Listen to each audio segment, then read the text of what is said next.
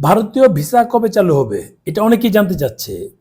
ভারতীয় ভিসা বলতে medical, business, double entry entry এগুলো কিন্তু না। টুরিস্ট ভিসা কবে চালু হবে এটা অনেকেই জানতে চায়। এটার মানে 10টা পয়েন্ট নিয়ে কথা বলবো। এই 10টা পয়েন্টের মধ্যে অনেক কিছু উঠে আসবে, আপনারা বুঝবেন বিষয়গুলো কি। এই পয়েন্টগুলো না হলে আপনারা বুঝবেন না, আমি লিখে রেখেছি, মনে থাকে না। প্রথম হচ্ছে বাংলাদেশ ভারতের মধ্যে সুসম্পর্ক হতে হবে। সুসম্পর্ক এটা নিয়ে একটু কথা বলাই দরকার।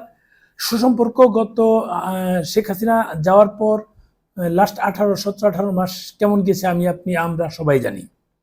ওই সময়ে মানে ভিসা পাওয়ার ন্যূনতম পসিবিলিটি ছিল না। তারপর আমরা স্বপ্ন দেখেছিলাম যদি নির্বাচন দ্রুত হয়ে যাবে। নির্বাচন দ্রুত হয়নি, ভেবেছিলাম 4-5 মাস পরে হয়ে যাবে, হয়নি। নির্বাচন যেহেতু হয়নি সেটা পিছিয়েছে। তারপর হচ্ছে সেই সম্পর্কের মধ্যে হতে পারে দুই দেশের যোগাযোগ ব্যবস্থা, কানেক্টিভিটি। কিন্তু আগেও বলেছি এর মধ্যে আওয়ামী লীগ আমলের সময়ে নেওয়া অনেকগুলো পদক্ষেপ আছে, যেমন ঢাকা থেকে আগরতলা সরাসরি ট্রেন লাইন। এই ট্রেন লাইন আগরতলা থেকে ঢাকা হয়ে পদ্মা সেতু দিয়ে কলকাতা যাতায়াত, এটা কিন্তু হয়েছে, হয়নি। একটু মাথায় রাখবেন বিষয়গুলো। কলকাতা থেকে ঢাকা হয়ে আগরতলা বাস বাস যাতায়াত, এটা সম্পূর্ণ ভারতের প্রয়োজন অনুযায়ী হতে হবে। তারপর এই কিন্তু সেরকম পরিস্থিতি আমরা বর্তমানে দেখছি না।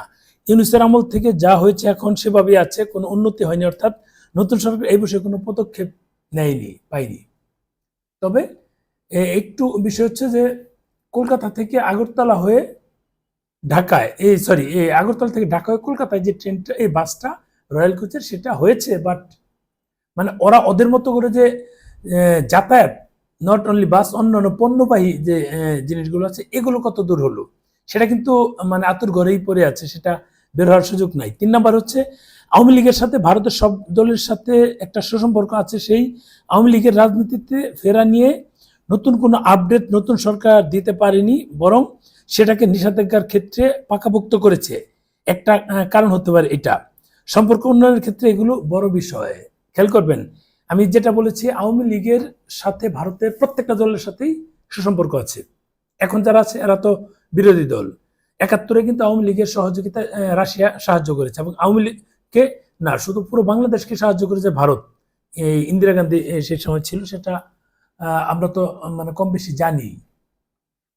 যাই হোক, এখন সে সম্পর্কটা আওয়ামী লীগের সাথে ভারতের সবার সাথেই, সব দলের সাথেই ছিল, আছে। এখন এই আওয়ামী লীগকে বর্তমানে পুরোপুরি নিষিদ্ধ করা হয়েছে। সেটা কি অর্থে করেছে আমরা জানি না। অনেকে বলছে রাজনৈতিক বিষয় এখানে আনা ঠিক না, কিন্তু আমাদের ছোট মস্তিষ্কে আমরা যা বুঝি সেটা কতটুকু রাজনৈতিক বিষয় সেটা সময় বলে দিবে। তবে এখন যে সিচুয়েশন সেটা জানি না কিভাবে কি হচ্ছে। এটা ইন্টারনাল কিছু হতে পারে, মানে দৃশ্যমান কিছু না হলে ভিসা হবে না, টুরিস্ট ভিসা হবে না, এটি হচ্ছে বিষয়। আমরা কি পেয়েছি কিনা একটু মাথায় রাখবেন। তারপর 4 নম্বর হচ্ছে ইসকন নেতা চিন্ময় দাসের জামিন হয়নি, প্রায় 2 বছর হয়ে যাচ্ছে। এটা বড় একটা ফ্যাক্ট হতে পারে, কারণ বর্তমানে ভারতের যে কেন্দ্রীয় গভর্নমেন্ট আছে তারা কিন্তু কট্টর হিন্দুত্ববাদী, এটা অস্বীকার করার উপায় নেই। বাংলাদেশ যেমন জামাত ইসলাম কট্টর মানে মুসলিম একটা কথা আছে এরকম।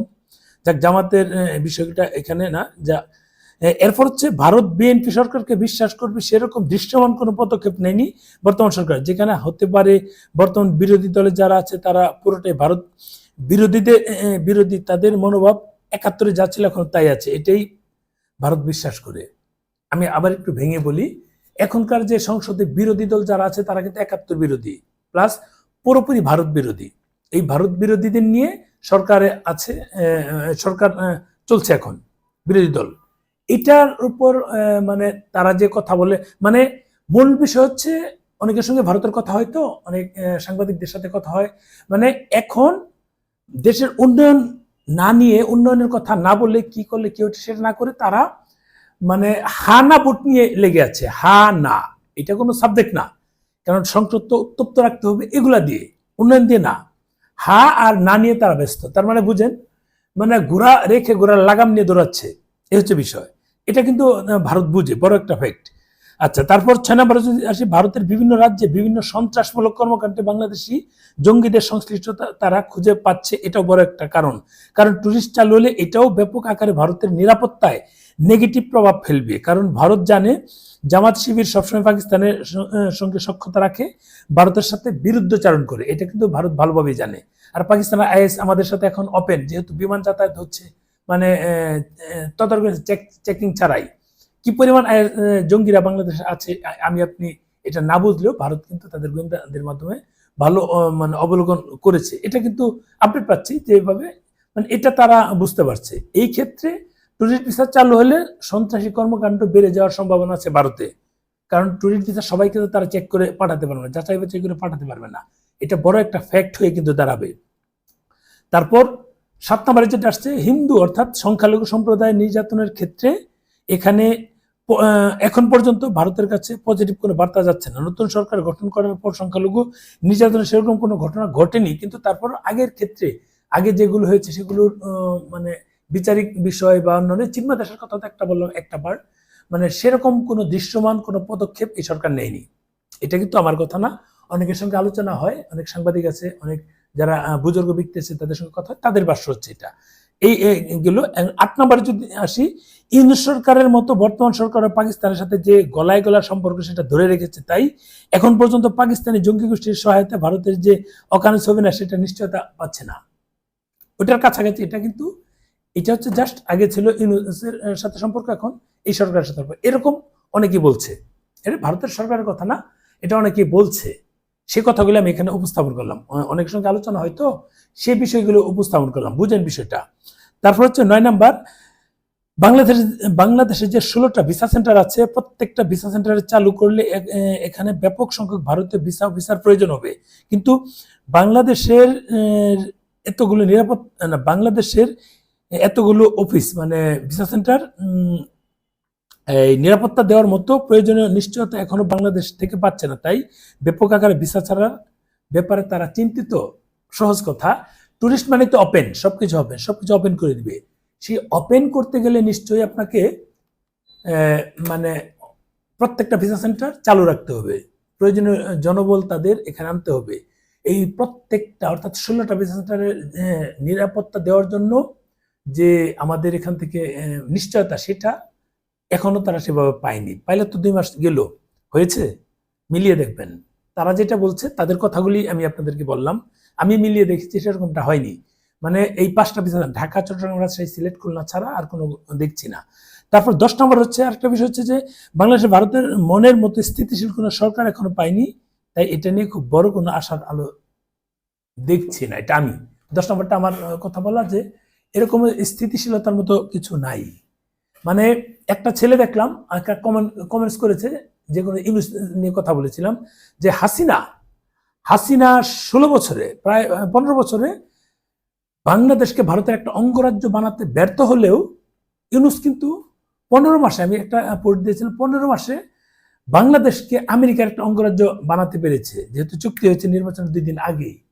মানে আগে আমরা আমেরিকা যাওয়ার স্বপ্ন দেখতাম, এখন আর আমেরিকা যাওয়ার স্বপ্ন দেখতে হবে না, এখন আর আমেরিকা যাওয়ার স্বপ্ন দেখতে হবে না। এখন যেটা হচ্ছে যে বাংলাদেশ তো আমেরিকা হয়ে যাচ্ছে, তার মানে এটা তো মানে হিসাবে তো পজিটিভ। আমরা আমেরিকা যাব না, বাংলাদেশে আমেরিকা হয়ে গেল, আমাদের আমেরিকা যাওয়ার প্রয়োজন নাই।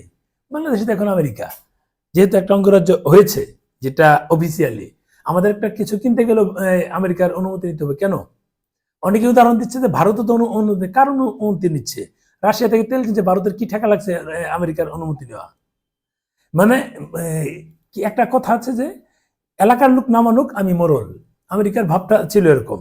আমেরিকা সে তার মতো বলছে, ইন্ডিয়া তার মতো তেল রাশিয়া থেকে নিচ্ছে, কি হয়েছে? নিষেধাজ্ঞা দেখ, তোর নিষেধাজ্ঞা নিতে দেখ, যেটা হাসিনা করতো। এই কারণে হাসিনার দ্রুত পতন হয়েছে। এই ইন্ডিয়াকেও সেভাবে পতনের মুখে নিতে চাচ্ছে আমেরিকা বিভিন্নভাবে, সেটা হচ্ছে না।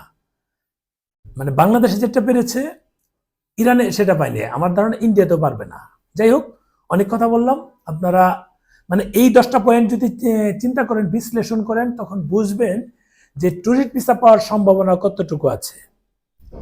এখন কাকতালীয়ভাবে যদি কিছু হয়, ইন্টারনাল কিছু হয়, মানে দৃশ্যমান দেখছি না। টুরিস্ট ভিসা যে আমরা যে আপডেট পেলাম যে সীমিত পরিসরে মানে শর্ত সাপেক্ষে দিবে, সেটারও দেওয়ার আমি কোনো পাচ্ছি না। যেটা আমি আপডেট পেয়েছিলাম সেটাই বলেছিলাম, কিন্তু আমার মনে হচ্ছে যে এরকম কোনো কিছু মানে মে মাসেও হচ্ছে না, যদি কাকতালে কিছু না হয়। ওদের নির্বাচন হবে, কিন্তু আমাদের সিচুয়েশন তো বদলায়নি। তারা ভারত বলেছিল বাংলাদেশে নির্বাচিত সরকার আসলে তারা সম্পর্ক উন্নয়ন করবে বলেছে, কিন্তু কতদিনে করবে সেটা বলেনি, এখনো তো উন্নয়নের মধ্যে আছে। তাহলে এগুলো সময় যাচ্ছে, এখন এটা কতদিন এভাবে যাবে জানি না।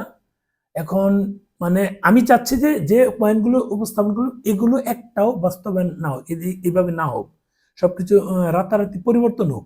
আমরা ট্যুরিস্ট ভিসা চাই, ট্যুরিস্ট ভিসা চাচ্ছি, সেটা ট্যুরিস্ট নিয়ে কাজ করতে চাচ্ছি, ঘুরতে চাচ্ছি, সেটা যেন দ্রুত হয়।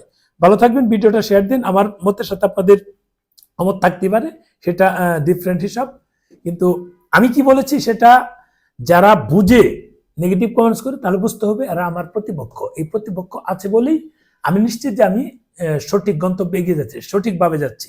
দেখবেন যারা নেগেটিভ মন্তব্য করে বুঝবেন তারা প্রতিপক্ষ। প্রতিপক্ষ যখন না থাকবে তখন তো কাজের কোনো মজা নাই, এবং আপনি যে সঠিক পথে আছেন সেটাও বোঝার কোনো ক্ষমতা নাই।